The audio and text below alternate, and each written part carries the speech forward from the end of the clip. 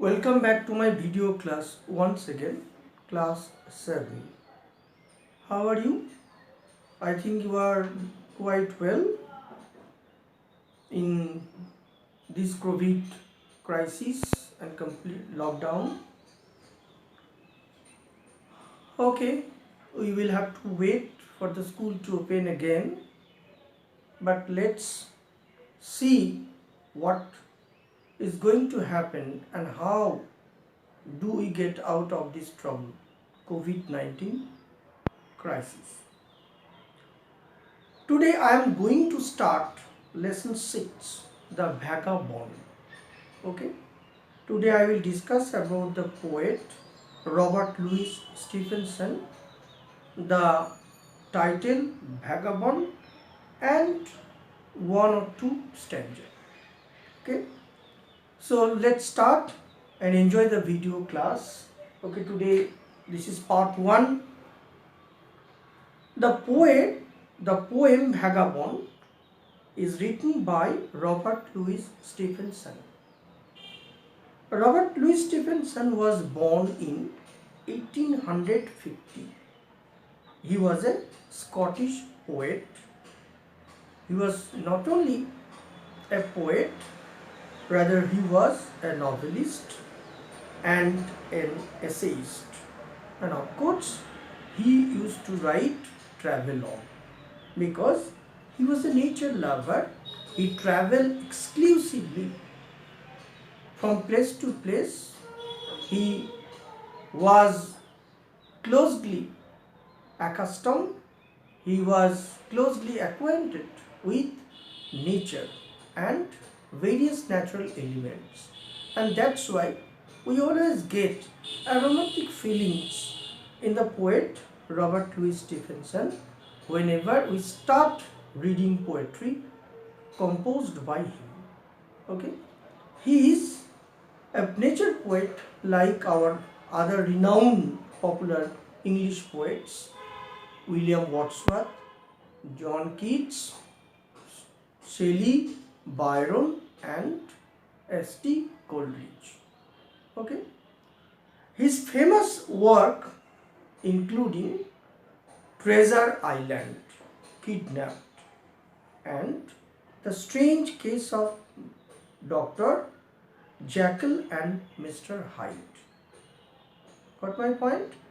He wrote a number of books, but the most renowned or the popular books that he had written, and it was widely circulated among the readers, are Treasure Island, number 2, Kidnapped, number 3, The Strange Case of Dr. Jekyll and Mr. Hyde. Okay. Now talk about in Bengali. Robert Louis Belfort Stevenson. Puro naam, the whole complete name is Robert Louis Belfort Stevenson. তিনি জন্মগ্রহণ করেছিলেন 1850 খ্রিস্টাব্দে। তিনি একজন Scottish poet ছিলেন। Scottish শব্দটা কি থেকে এসেছে? স্কটল্যান্ড থেকে এসেছে। ইংল্যান্ডের পার্শ্ববর্তী একটি দ্বীপ হলো স্কটল্যান্ড, যেমন ইংল্যান্ডের একটি পার্শ্ববর্তী দ্বীপ হচ্ছে আয়ারল্যান্ড। আয়ারল্যান্ডের মানুষকে যেমন আমরা বলি আইরিশ, ইংল্যান্ডের মানুষকে যেমন আমরা বলি ইংলিশ, একই রকমভাবে স্কটল্যান্ডের মানুষকেও আমরা কি বলি? স্কটিশ। তাহলে তিনি একজন স্কটিশ পোয়েট ছিলেন। তিনি কবিতা লেখার পাশাপাশি প্রবন্ধ লিখেছেন, তিনি উপন্যাস লিখেছেন, এমনকি তিনি রম্য রচনাও লিখেছেন। তিনি একজন প্রকৃতি প্রেমিক, অর্থাৎ তিনি প্রকৃতির সান্নিধ্য লাভ করতে ভালোবাসতেন। বিভিন্ন সময়ে বিভিন্ন জায়গায় গিয়ে তিনি প্রকৃতির যে অপূর্ব সৌন্দর্য সেটা তিনি অবলোকন করতেন। কেমন? অর্থাৎ তিনি বিভিন্ন প্রাকৃতিক পরিবেশে গিয়ে তিনি যে অভিজ্ঞতা সঞ্চয় করেছেন, সেই এক্সপিরিয়েন্স থেকেই তিনি মূল্যবান কবিতা লিখেছেন। সেই কবিতাগুলো তিনি তার রিডারদের আর কি উপহার দিয়েছেন। তিনি ইংল্যান্ডের অন্যতম প্রকৃতিপ্রেমী কবি উইলিয়াম ওয়ার্ডসওয়ার্থ, আর কি বায়রন, শেলি, কিটস এবং কোলরিজদের মতোই একজন প্রকৃতিপ্রেমী। ওকে, তার বিখ্যাত লেখাগুলির মধ্যে অন্যতম হলো number 1 treasure island, number 2 kidnap, number 3 the strange case of doctor Jekyll and mister Hyde. Okay, এর মধ্যে ট্রেজার আইল্যান্ড এবং strange case of doctor Jekyll and Hyde এই দুটি গ্রন্থ ওয়াইডলি সার্কুলেটেড হয়েছিল এবং পাবলিশড হয়েছিল, এবং এই বই দুটো ভীষণ সুনাম অর্জন করেছিল।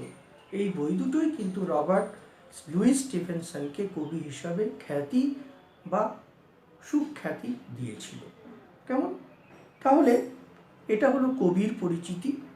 চলো আবার আমরা কবিতার শিরোনাম নিয়ে আলোচনা করি। দেখো, এখানে কবিতার শিরোনামে কি বলেছে? ভ্যাগাবন। ভ্যাগাবন কথাটার বাংলা প্রতিশব্দ কি? ভ্যাগাবন। ভালো করে খেয়াল করো, ভ্যাগাবন। এই ভ্যাগাবন শব্দটার মানে হলো ভব, ভব ঘুরে, ভব ঘুরে। কেমন? অর্থাৎ এ ওয়ান্ডারার। এটাকে যদি আর একটা ইংরেজি শব্দ বলি তাহলে আমরা বলবো ওয়ান্ডারার, WANDER, DRER, ওয়ান্ডারার, অর্থাৎ অ্যান এমলেস ট্রাভেলার। তাকে আমরা কি বলবো? An aimless traveller. তাকে আমরা বলবো এমলেস ট্রাভেলার, অর্থাৎ লক্ষ্যহীন ভ্রমণকারী। কি বলবো? লক্ষ্যহীন ভ্রমণকারী, যার কোনো লক্ষ্য নেই, লক্ষ্যহীন ভ্রমণকারী। তাহলে ইংরেজিতে বলে কি হবে? A person who travels aimlessly, okay, is called a vagabond. Okay, here the poet is considered or treated him as a vagabond because he has no particular aim, he has no particular destination to travel. Okay, he is a wide traveler and he loves to travel widely from place to place in order to know the unknown and in order to see the unseen, because he is a lover of nature. Okay, he loves to have the close affinity with nature, he loves to have the affection of nature, and that's why he traveled from place to place, he traveled from distant places to see the unseen and to know the unknown. তাহলে অজানাকে জানা, অচেনাকে চেনার জন্যই কবি বিভিন্ন সময়ে কি করেছেন? তিনি বিভিন্ন জায়গাতে ভ্রমণ করেছেন এবং তিনি ওয়ান্ডার থার্স্টের মতোই, ঠিক আছে, প্রকৃতির কি সান্নিধ্য লাভ করার জন্য তিনি এক দুর্নিবার তৃষ্ণা অনুভব করেন। He feels a wide thirst, okay, and he wants to quench that thirst by traveling widely from place to place. Okay, সেই হচ্ছে কথাটা, হচ্ছে ভ্যাগাবন। আমরা এবারে ভ্যাগাবন কবিতার মধ্যে দেখো ফিরে আসি।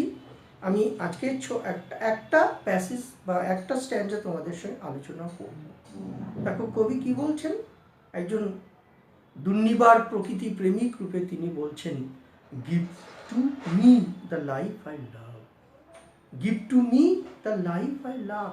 কথাটার মানে দাও আমাকে সেই জীবন, দাও আমাকে সেই জীবন, যে জীবন আমি চাই। Give me life that I love, that I deserve, that I wish, okay, that I long. Let the lave go by me, let the lave go by me, অর্থাৎ আমার পাশ দিয়ে নদী বয়ে যাক, অর্থাৎ আমি যেখানে অবস্থান করব যেন আমার পাশ দিয়ে নদী বয়ে যায়, সেই নদীকে আমি চয়ন করব, তাকে আমি অবলোকন করব, তার ঢেউ, তার সৌন্দর্য, তার পরিবেশ আমি কি করব, দু চোখ আর কি ভরে দেখব। Give the jolly heaven above, দাও ওপরে আনন্দময় আকাশ। এখানে জলি হেভেন, হেভেন বলতে এখানে স্বর্গ নয়, হেভেন বলতে এখানে আকাশ, আর জলি বলতে আনন্দময় আকাশ। অর্থাৎ হে প্রকৃতি, তুমি আমাকে আমার মাথার ওপরে white sky, the blue horizon, the white ফার্মামেন্টকে মেলে ধরো।